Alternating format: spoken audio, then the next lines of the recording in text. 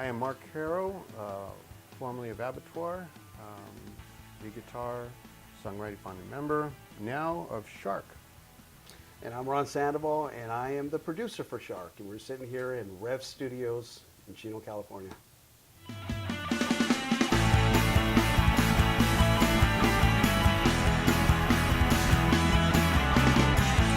Transition from Abattoir to Shark wasn't really difficult because what we're doing today is pretty much what I was doing at the time I joined Abattoir, which was all the influences, all the musical styles, all that stuff that we're doing on Shark, is what I was doing at the time Abattoir took off. Then Abattoir kind of went in a different direction. I followed that direction, so I'm just kind of, I guess I'm circling back, and that's what we're doing kind of today. It's a pretty extreme transition from being a thrash metal lead guitarist to playing more popular mainstream rock and roll. You actually make a good point, because the purists, the folks that know me for what I did in Abattoir, are going to listen to what we're doing today, and the music's going to sound a lot different. So in that point, yeah, you're right. The transition in that point is going to be, it's going to be challenging, but again, the music will speak for itself, I think. I agree. Oh, Evil Incarnate. What have I been doing since Evil Incarnate? Well, as most of you probably already know, we did a Abattoir reunion around 2000, and we reformed with just 4 members and recorded the record Evil Incarnate, which Ron's dad named later Out of the Ashes, because as we were mixing and mastering and doing all that process, it got erased, every track erased. So all we were left with was a CD of just tracks, outtakes. And so after that happened, I took a little break from music. I did some studio work with some friends and did some this, that, and the other. But I ended up doing politics for about 10 years. And then all this through this time, Ron had been kind of asking me, hey, what are you going to be doing? Are you going to be doing some music? And then so we eventually did get it. He did mention it to me that he wanted to record his own solo album, and that was about 10 years ago. So I took it as a business lead. So I've been bugging him and hounding him to record this album, and here we are, and that's where we're at right now. Yeah. And we're at the point we're at right now. We just finished recording everything. I'm in the mixing process and the mastering process. So I'm sending him tracks. He's telling me what he wants, change here or there, just very few changes. We kind of did a lot of the mixing as we were tracking. So we're very close to releasing Extreme Outbreak. Very close. I would say within the next week. The project to form, actually, it was actually a transition. Well, actually, what happened was we were recording. We all got together and we started doing some pre-production. And through this pre-production, we started hearing a sound, a direction, and we liked the direction, and we said, let's just follow that. And then that's when we started to come up with most of the main tracks. We cut out a lot of tracks. Yeah, there was probably about, I would say, about 20 tracks that were recorded in the studio, 12 of which are going to make it on the Extreme Outbreak album. 5 of the other tracks are going to be on an EP to be released later, Don't Bleak sessions. And during the process, of recording, there was reasons for certain songs that got ejected and the songs that stayed. We had a very creative process. A lot of the songs changed right there on the spot as we were tracking them.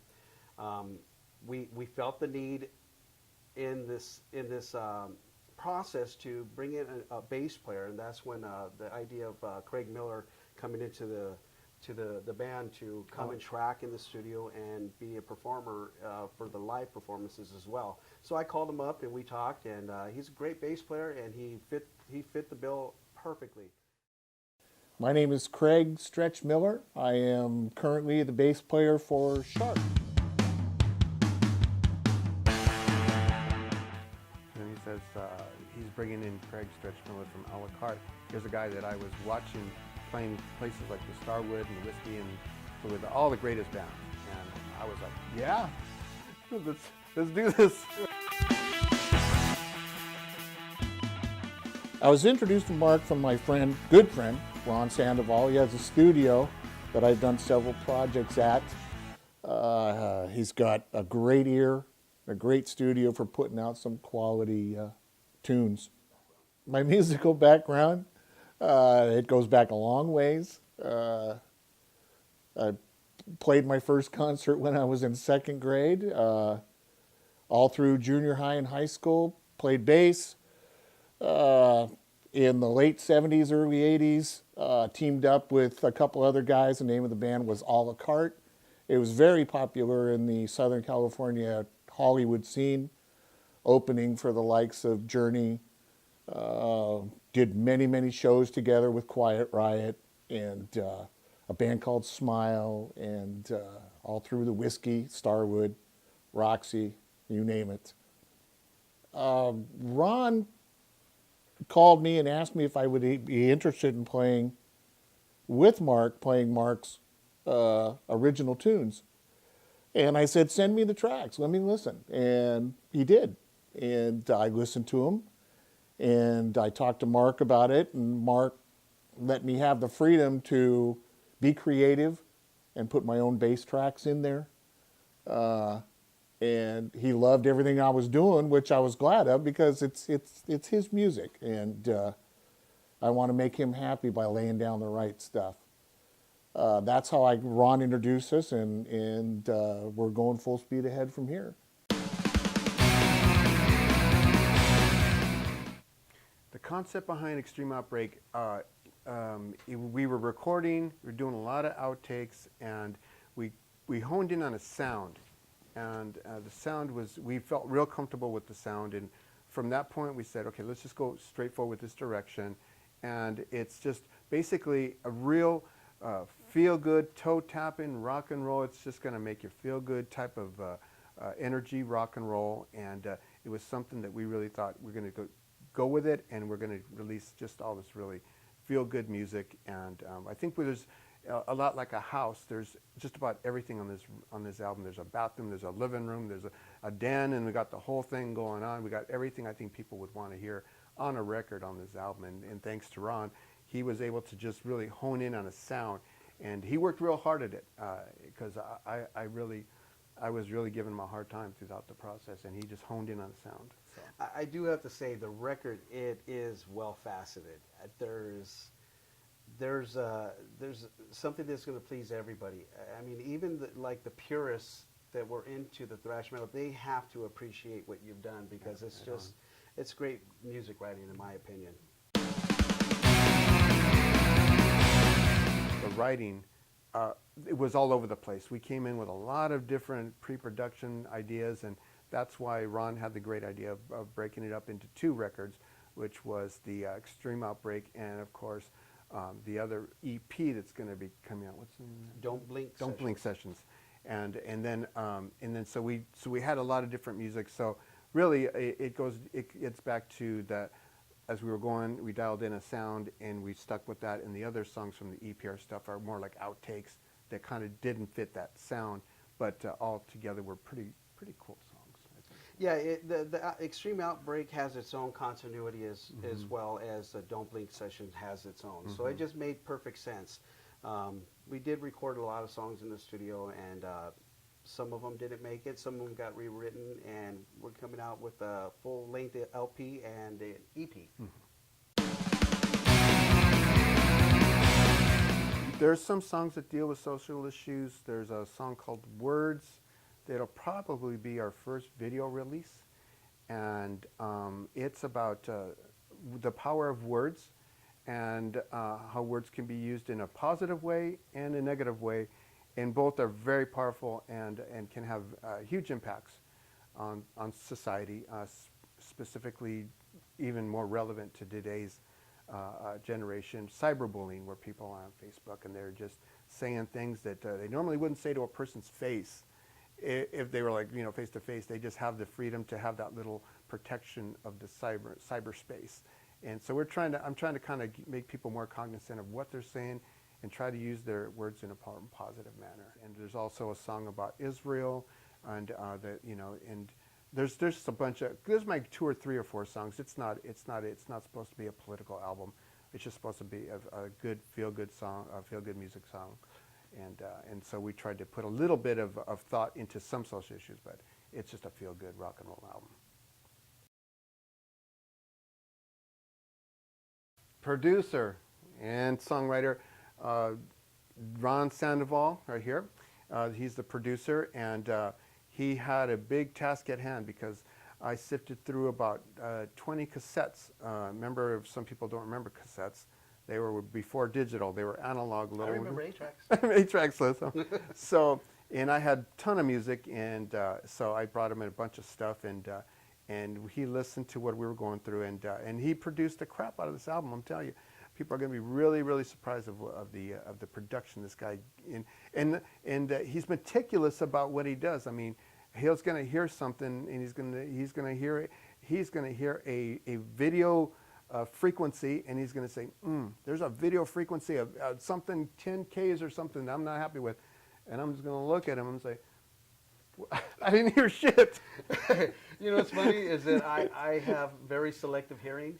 Well, that's what my family and my wife tells me. But I probably don't hear as well as I did when I was 20, but when it comes to producing, for some reason, I can hear every single little nuance in a track. And when I hear a frequency combating with another frequency from a different instrument, I find it, I correct it, and I'm very, what's the word, the best word I can say? Meticulous. I'm very, meticulous when it comes to that. So I enjoy producing. I love it. It's my favorite thing to do. I'm a performer as well. I write music and I perform, but I find more gratification in producing. And the reason why is that when I perform, I'm putting myself into one style and genre of music.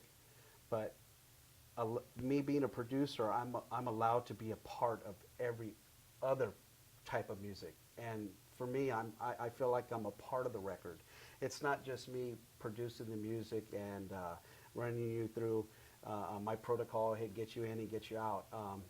My heart's in it. I love it. I enjoy it very much, and I feel like I'm a part of everybody's music. And that's a better way for me to gratify myself, because I can be part of one thing or I can be part of many, and I'm a part of many projects and different styles of music, and I feel really good about that.